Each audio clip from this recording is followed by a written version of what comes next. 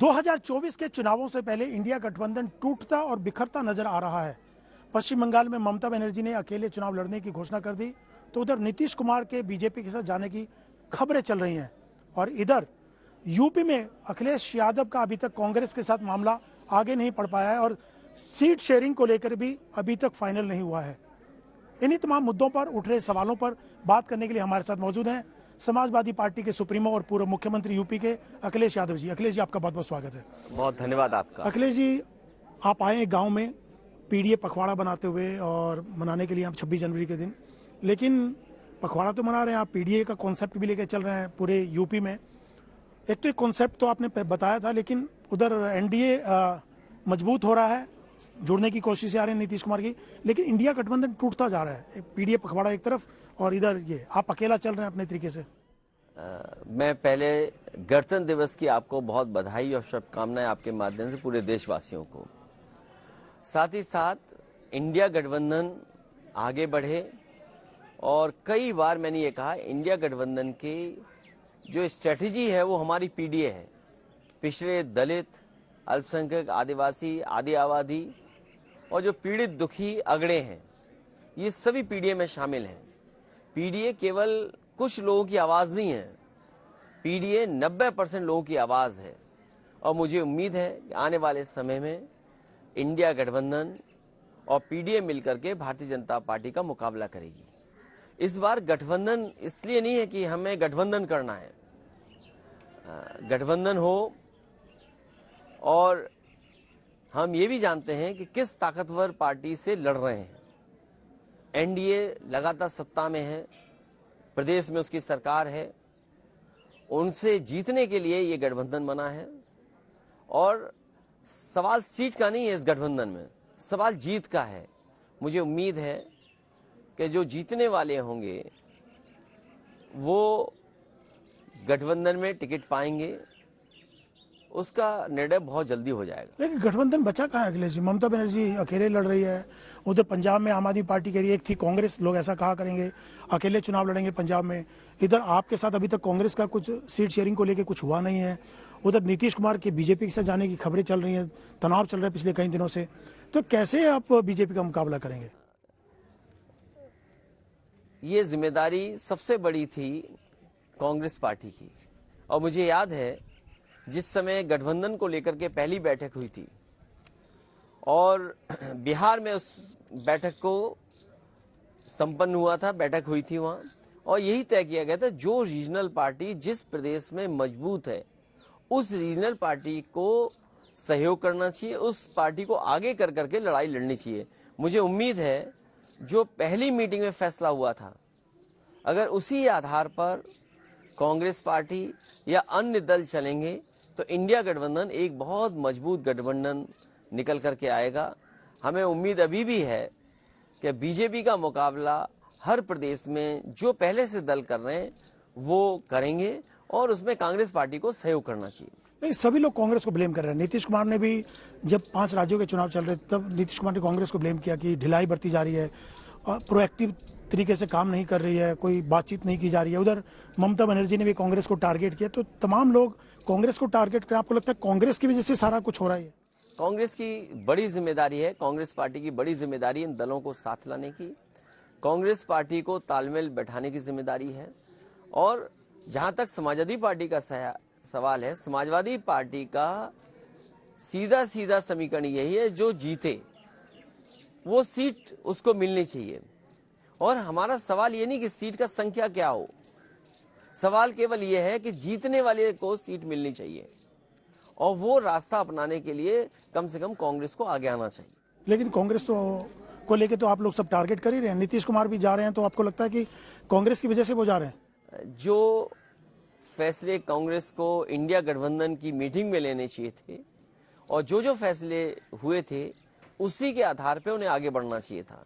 लेकिन मैं जानता हूं कई जो लीडर्स हैं, आदरणीय ममता बनर्जी, उनको शिकायत इसी बात की है कि जो यात्रा निकल रही है आखिर उनसे सहयोग क्यों नहीं मांगा गया, उन्हें साथ क्यों नहीं लिया गया, या उत्तर प्रदेश में जब यात्रा निकलेगी तो कम से कम इस कॉन्फिडेंस के साथ उन दलों को साथ लाना चाहिए था, उनका विश्वास में कि यात्रा उनके यहाँ हो रही। हमें शिकायत किसी पॉलिटिकल पार्टी की यात्रा पे नहीं है, लेकिन जब इंडिया गठबंधन है तो कम से कम उन दलों को भी साथ लेकर के ये फैसला होना चाहिए। तो कांग्रेस क्यों नहीं सहयोग मांग रही है, क्यों नहीं आगे बढ़ रही है? ये कांग्रेस पार्टी बेहतर बता सकती है कि आखिरकार दूसरे दलों का सहयोग क्यों नहीं मिल पा रहा है, या उन्हें और क्या कोशिश करनी चाहिए जिससे उन दलों का सहयोग मिल जाए। क्योंकि जब 5 राज्य के चुनाव थे, आपने खुद मध्य प्रदेश में सीटों की बात की थी, लेकिन क्या रिएक्शन आया था वो सबके सामने है। फिर आपने अपने उम्मीदवार उतारे। उधर ममता बनर्जी भी कांग्रेस को ब्लेम कर रही है और नीतीश कुमार भी कह चुके हैं। आपको लगता है कि कांग्रेस कहीं ना कहीं कमी, कांग्रेस की वजह से ये सब चीजें हो रही है, बिखराव जो हो रहा है? आखिर किसी न किसी बड़े दल को तो तालमेल बैठाना ही पड़ेगा। अगर मेरा गठबंधन होना है तो हमारे साथ जो सहयोगी दल है उनका, कांग्रेस का सहयोगी दलों से लगभग मेरी बात, एक दल से गठबंधन हो चुका है, एक दो दल और हैं, उनसे भी मैं बात करके बहुत जल्दी निर्णय ले लूंगा। तो कम से कम जो दल बड़े हैं उनकी भी जिम्मेदारी उतनी ही बनती है जितनी छोटे दलों की है। और छोटे दल हैं जो सीधा मुकाबला भारतीय जनता पार्टी कर रहे हैं। उत्तर प्रदेश में कौन मुकाबला कर रहा है, जमीन पर कौन है, किसका कैडर है, किसका संगठन है, कौन आवाज उठा रहा है। और कम से कम पहले से समाजवादी पार्टी यहाँ से पर संगठन के साथ लड़ती आई है, तो कम से कम समाजवादी पार्टी की जिम्मेदारी मिलनी चाहिए। और समाजवादी पार्टी जिस तरह का समीकरण बनाएगी उससे लाभ होगा कांग्रेस को भी। और हमें उम्मीद है कि जिस तरीके से बातचीत हो रही है सीटों को लेकर के, कोई न कोई उत्तर प्रदेश में रास्ता निकलेगा। कांग्रेस के साथ ही जाएंगे आप, या आप बिना कांग्रेस के भी जा सकते हैं? इंडिया गठबंधन है और कांग्रेस को सीटों का संख्या दे दी है, और अगर सीट बढ़ानी भी पड़ेंगी तो मैं समझता हूं समाजवादी पार्टी उसमें पीछे नहीं हटेगी। मतलब कांग्रेस के साथ जीत का है सवाल, जो जीतेगा वो सीट मिलनी चाहिए। तो आपको लगता है कांग्रेस के साथ आपका गठबंधन यूपी में हो जाएगा? बहुत जल्दी उसका भी फैसला ले लिया जाएगा और डिले नहीं होना चाहिए। जब बीजेपी पूरी तैयारी के साथ उत्तर प्रदेश के चुनाव की शुरुआत कर चुकी है, चाहे कितने भी कार्यक्रम किए उत्तर प्रदेश में, जो भी कार्यक्रम उन्होंने किए हैं वो चुनाव के दृष्टिकोण से ही किए हैं, तो अब गठबंधन में देर नहीं होना चाहिए। मैंने पहले भी कहा, इंडिया गठबंधन को रास्ता दिखाएगा एनडीए। एनडीए तो नहीं, पीडीए। जो एनडीए का मुकाबला करने के लिए जो बना है वो पीडीए है, और पीडीए ही मुकाबला करेगा। दूसरा, अखिलेश जी, मायावती अकेले चुनाव लड़ेगी वहां पर, और कांग्रेस चाहती थी यूपी में मायावती भी साथ में आ जाए, और आप कह रहे थे उनका कौन गारंटी लेगा उसके बाद चुनाव के? वो बात खत्म हो गई तो है। आपको लगता है कि मायावती साथ आ जाती तो फायदा होता? वो बात खत्म हो चुकी है, उस पर अब चर्चा करने की जरूरत नहीं। नीतीश कुमार के जाने से आपको लगता है नुकसान होगा इंडिया गठबंधन, क्योंकि पैरोकार वही थे, उन्होंने शुरुआत करके इस पूरा इंडिया गठबंधन। देखिए, इंडिया गठबंधन में आदरणीय नीतीश कुमार जी होंगे और हैं वो इंडिया गठबंधन में, तो एक बार को वो प्रधानमंत्री बन भी सकते हैं। पूर्व में भी यही हुआ है कि कई जो रीजनल लीडर्स जिनको माना जाता था, जब संख्या आई और जब चुनाव हो गया तो सहमतियां भी बनी हैं। अगर वो किसी और के साथ जाते हैं तो वो प्रधानमंत्री तो नहीं बनाए जाएंगे। कम से कम इंडिया गठबंधन में हम सब लोग ऐसे हैं जो किसी न किसी को मौका मिलेगा, कोई न कोई प्रधानमंत्री बन सकता है। आपने नीतीश कुमार का तो नाम ले दिया, क्या आपको भी लगता है कि आपको मौका मिलेगा? आपने कहा हम में से किसी न किसी को जरूर मौका मिलेगा। बीजेपी से जब आप तुलना करेंगे तो बीजेपी के पास तो चॉइस नहीं है, कोई दूसरा तो नहीं बन सकता। उनका अपना प्रधानमंत्री है, उन्हीं के नाम पर वोट मांगा जाएगा।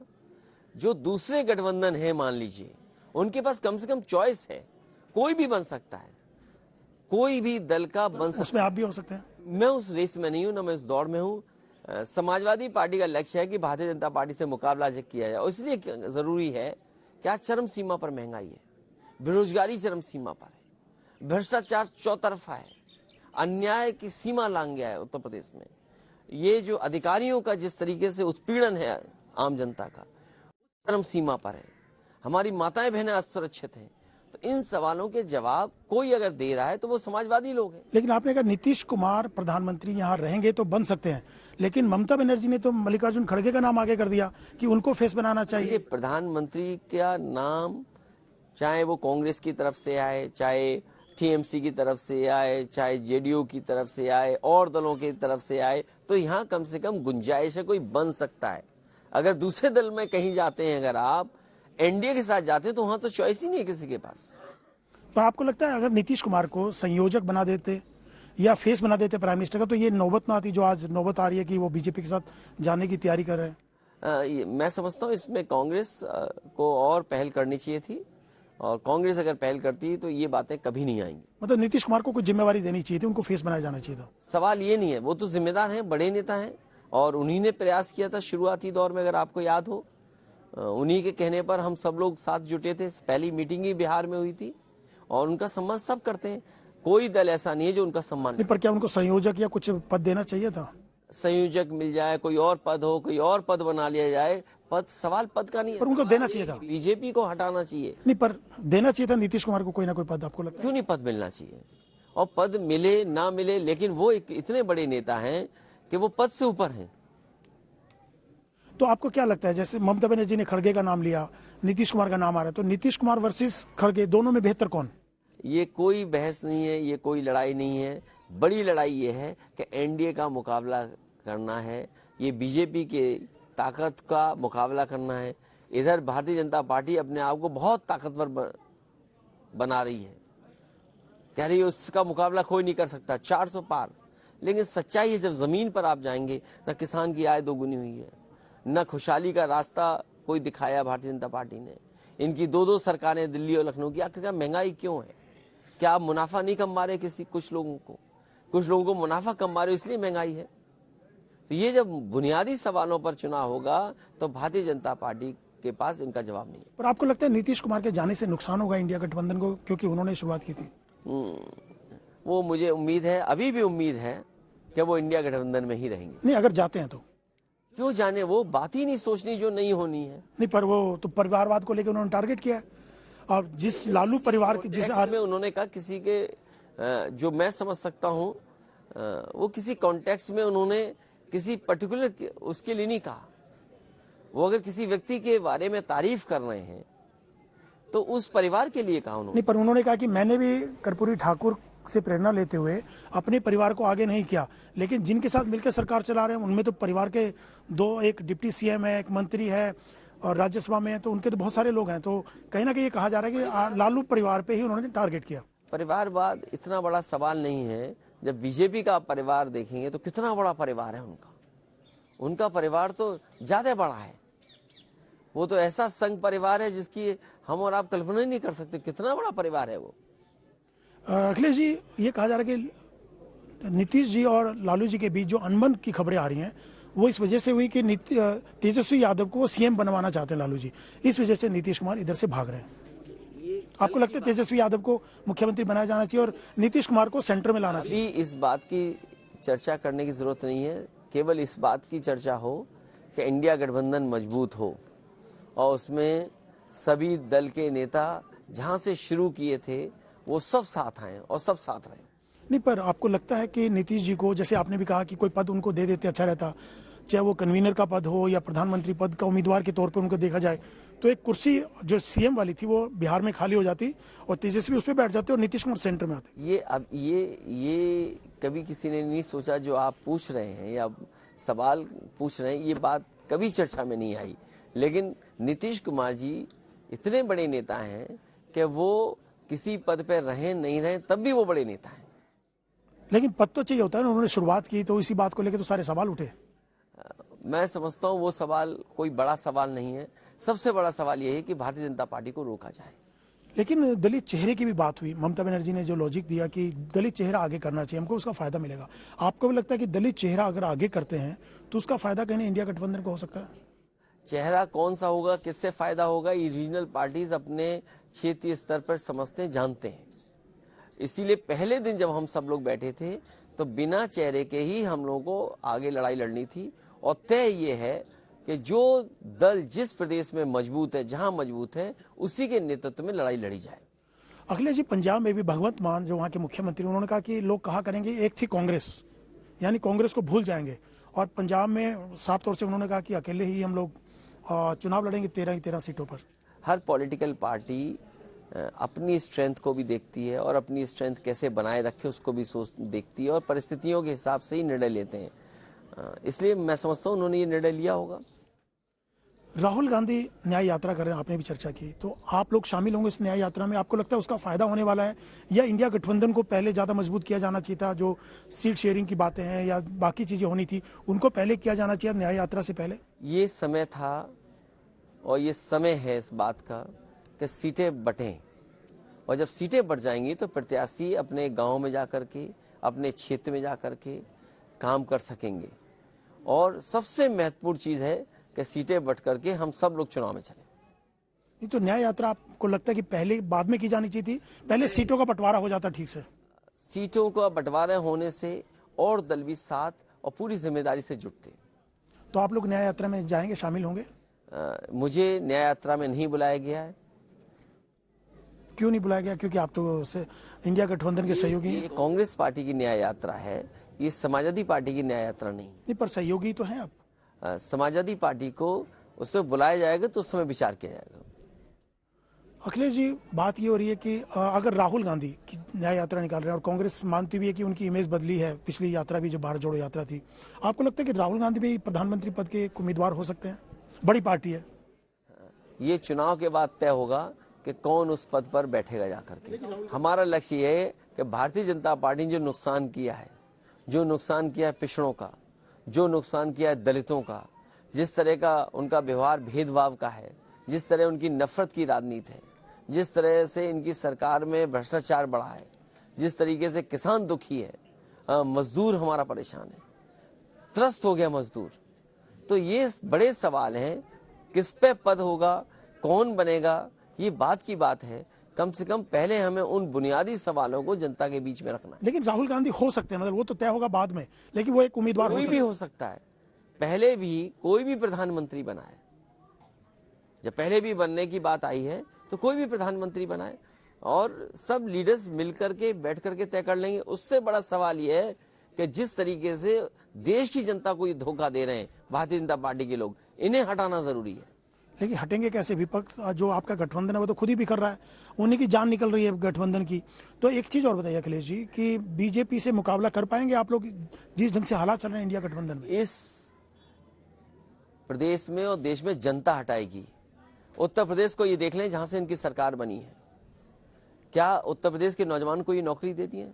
क्या रोजगार दिए?